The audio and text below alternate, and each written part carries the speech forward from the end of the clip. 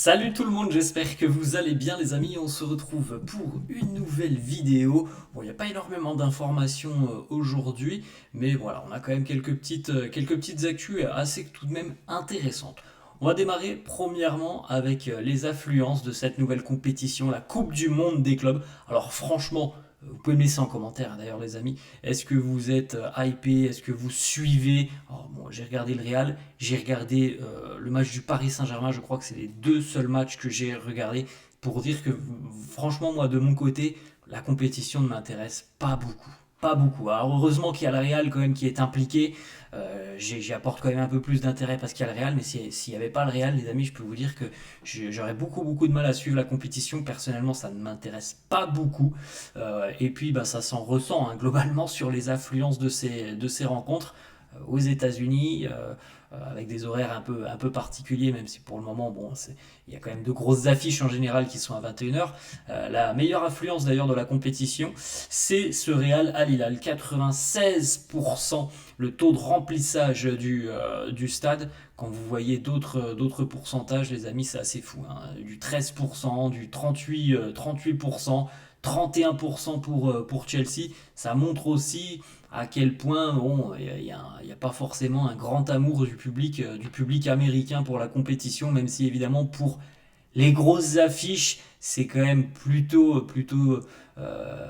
complet au niveau des stades, mais imaginez cette compétition, les amis, qui se jouerait en Europe, je pense qu'on aurait des affluences bien plus importantes, mais évidemment, on ne va pas revenir là-dessus. La FIFA a choisi les États-Unis pour le marché financier et pour tout ce qui s'ensuit, mais sans franchement prendre en compte l'aspect sportif. En tout cas, voilà, c'est le Real qui a la meilleure affluence depuis le début de la compétition. On enchaîne les amis avec cette information. La mauvaise nouvelle est tombée et la mauvaise nouvelle concerne Kylian Mbappé. Mbappé qui est victime d'une gastro-entérite aiguë et qui a donc même été hospitalisé du côté de Miami. On rappelle que Mbappé n'a pas participé à la rencontre face à Al Hilal, qu'il n'avait pas participé à l'entraînement de mardi. Donc relativement sérieux quand même pour Mbappé, relativement sérieux à tel point qu'il a été hospitalisé pour subir divers tests et traitements. À noter que Marca annonce déjà que Mbappé est 100% out de la rencontre face à Pachuca ce week-end. Il est très malade. Voilà, ce sont les mots et les informations surtout sortis par le quotidien Marca. Donc mauvaise nouvelle pour le Real parce que quand on voit ce que ça a donné sur la rencontre face à Al Hilal, peut-être que Kylian est l'attaquant le plus en forme.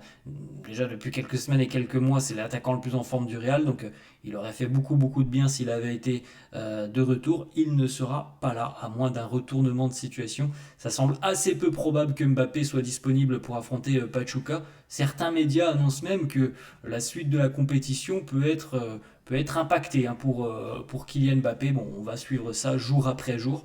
Je pense qu'on aura certainement des informations demain avec la conférence de presse de Xabi Alonso, la conférence de presse d'avant-match face aux Mexicains de Pachuca. Il nous donnera peut-être un peu plus d'infos sur Kylian Mbappé, sur peut-être une éventuelle date de retour. En tout cas, on lui souhaite évidemment un prompt rétablissement. Kylian Mbappé est donc à l'hôpital. Il va suivre un processus donc évidemment pour revenir le plus rapidement possible. Mais en tout cas, il n'y a pas eu de délai hein, qui ont été fixés par le club dans le communiqué médical. Il n'y a rien eu à ce sujet. Donc voilà, on sait juste que Mbappé est visiblement très malade, qu'il est à l'hôpital et qu'il y a très peu de chances, voire même quasiment déjà impossible, qu'il joue ce week-end. Donc mauvaise nouvelle pour le Real. Ensuite, les amis, une petite information sur l'aspect tactique de la chose. Vous le voyez, il est en bas au milieu. Contre Al Hilal, Trent Alexander-Arnold, et ça on peut déjà le déceler, c'est une demande de Xabi Alonso. Trent a parfois été incorporé dans le milieu de terrain pour augmenter tout simplement le nombre de joueurs au milieu de terrain pour avoir un peu plus le contrôle du ballon. Et ça, évidemment, c'est des demandes de Xabi Alonso, donc des demandes spécifiques sur le plan tactique, surnombre au milieu de terrain avec l'apport d'un latéral comme Trent Alexander-Arnold. Donc ça sera certainement des schémas que l'on verra un peu plus dans quelques semaines avec la routine pour les joueurs. Et puis dans quelques mois, on espère qu'on aura véritablement un Real complètement, enfin dans quelques mois, le plus rapidement possible, mais ça peut prendre quelques semaines ou quelques mois, un Real complètement modifié avec voilà, ce schéma qui a bien fonctionné du côté de Leverkusen. Les idées ont bien fonctionné, il faut maintenant transposer tout ça du côté du Real, ça peut prendre quelques semaines. Thibaut Courtois, prolongation de contrat pour Thibaut Courtois, ça devrait être acté dans les tout prochains jours. Alors il semblerait qu'on parte sur un an, prolongation d'une saison supplémentaire pour le portier belge avec certainement une année en option ou deux à voir. Bon, je serais très surpris qu'il y ait 2 années de plus pour Courtois quand on sait voilà, les récents pépins physiques de Thibaut depuis 1 an et demi à peu près. Je suis pas sûr que le Real va mettre une option de 2 ans. Déjà une, ça me semble plus logique et ça semble plutôt correspondre à ce que fait le club tout simplement en général en matière de prolongation de contrat. C'est plutôt une saison. J'ai du mal à imaginer que le Real proposera deux. Bon, on verra. Normalement, en tout cas, ça devrait être acté dans quelques jours, hein, la prolongation de contrat pour Courtois. D'ailleurs, Courtois nous parle justement de cette première rencontre face à Al Hilal et il nous dit à quel point les choses sont différentes par rapport à Carlo Ancelotti. Il nous dit après 4 ans avec Ancelotti, on a évidemment pas mal d'habitudes qu'il faut changer. Et ça ne se change pas en 4 jours. Xabi, il veut que l'on joue d'une manière différente, que ce soit en défense ou en attaque. On a regardé pas mal de vidéos, on a beaucoup échangé, beaucoup parlé. Maintenant, il faut que l'on apprenne de cette rencontre. Bon, on l'a dit les amis depuis le début de la semaine, moi je vous l'ai dit. Voilà, Xabi Alonso, il a beau avoir mis des choses magnifiques en place du côté du Bayer Leverkusen, ça ne se fait pas en 10 jours. C'est pas possible, c'est totalement impossible. Donc le match face à Al Hilal, c'est le point de départ, les amis. Le point d'arrivée, pour le moment, on ne l'a pas. On espère, pourquoi pas, que ça soit... bon, c'est mon ressenti, mais au bout de 2-3 mois de compétition, donc septembre-octobre, on espère que l'on aura eu une équipe très compétitive du côté du Real. Là, on en est au point de départ. Et le match face à Al Hilal, vous avez vu un petit peu l'étendue des travaux pour Xabi Alonso. Il y a beaucoup, beaucoup, beaucoup de choses à modifier, à adapter. Et il faut voilà, que cette équipe, quand je parle d'équipe, je parle des joueurs sur le terrain, que les joueurs assimilent, comprennent et mettent en place ce que leur demande Xabi Alonso. Et les amis, encore une fois, ça ne se fait pas du jour au lendemain. Ensuite, une petite information, on l'a dit, lui a gagné et a marqué des points face aux Saoudiens. Gonzalo Garcia, qui pourrait être une alternative donc à Kylian Mbappé, hein, lorsque Mbappé est blessé, lorsque Mbappé a besoin de repos. Gonzalo Garcia pourrait rester peut-être en équipe première si aucun neuf n'est signé. Alors on le sait depuis une quinzaine de jours, on a vu que le Real aimerait pourquoi pas recruter un neuf qui a un profil similaire à Rossellou. Je pense qu'il a marqué des points, Gonzalo Garcia, et que voilà, on fera un bilan à la fin de la compétition. Mais en tout cas, je pense que voilà, Xabi Alonso est déjà certainement en train de se dire c'est peut-être Gonzalo Garcia qu'il me faut pour, entre guillemets, occuper ce rôle de Rossellou. C'est pas l'attaquant le plus technique du monde, hein, Gonzalo Garcia, mais c'est un attaquant qui pèse quand même beaucoup hein, sur les défenses adverses, qui est très disponible, très volontaire, il ne rechigne pas à la tâche.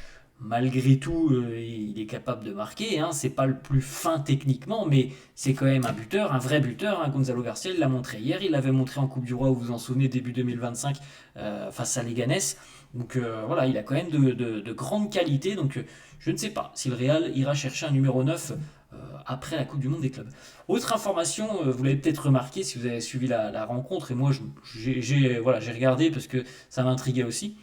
Xabi Alonso qui vit très intensément les matchs. On l'a vu, hein, il y a beaucoup de gestuels chez Xabi Alonso dans sa petite zone réservée devant son banc de touche. Il était debout quasiment depuis le début de la rencontre et il a donné beaucoup d'instructions aux joueurs. On le voit vraiment énormément communiquer. C'est pas tout à fait la même manière de management que par rapport à un Carlo Ancelotti qui était quand même beaucoup plus, entre guillemets, calme et beaucoup plus passif sur le banc. Là, avec Xabi Alonso, alors c'est pas du Diego Simeone non plus, hein, mais en tout cas, ça bouge beaucoup, il y a du mouvement, il y a de l'interaction avec les joueurs. Donc voilà, c'est une autre manière de manager.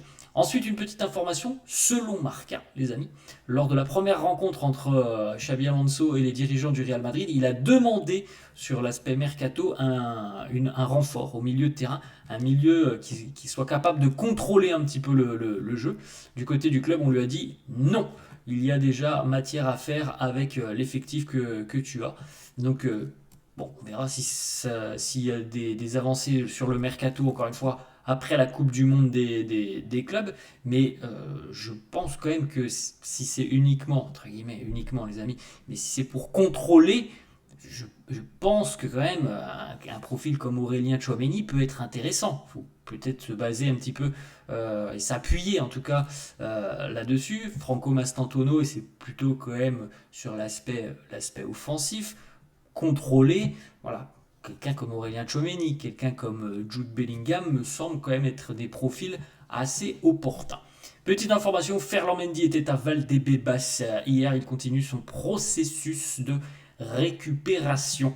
Xabi Alonso a annoncé aussi que Raúl Asensio n'avait pas pu continuer tout simplement parce qu'il n'était pas bien. Raúl Asensio, il est sous antibiotiques, donc affaire à suivre aussi. On verra si Raúl pourra tenir sa place pour le match de ce week-end, ce qui n'est pas encore une certitude. Autre information les amis, Mercato, alors on sait que le dossier Alvaro Carreras pour le moment est un petit peu en stand-by.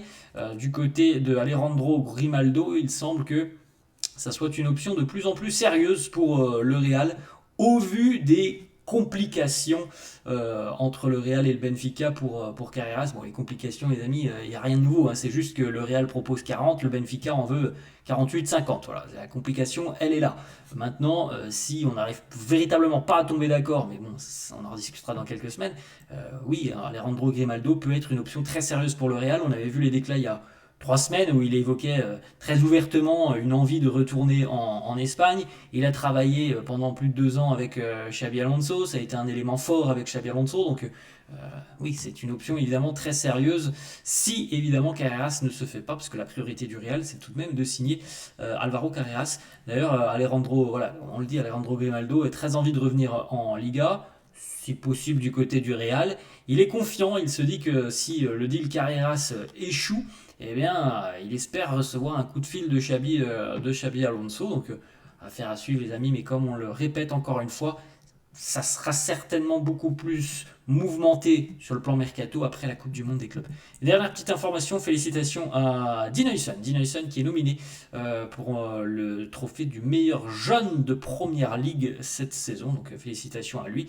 Il est nominé, donc il fait partie des 6 finalistes. On verra bien où terminera Dean Huijsen, voilà, dans cette catégorie.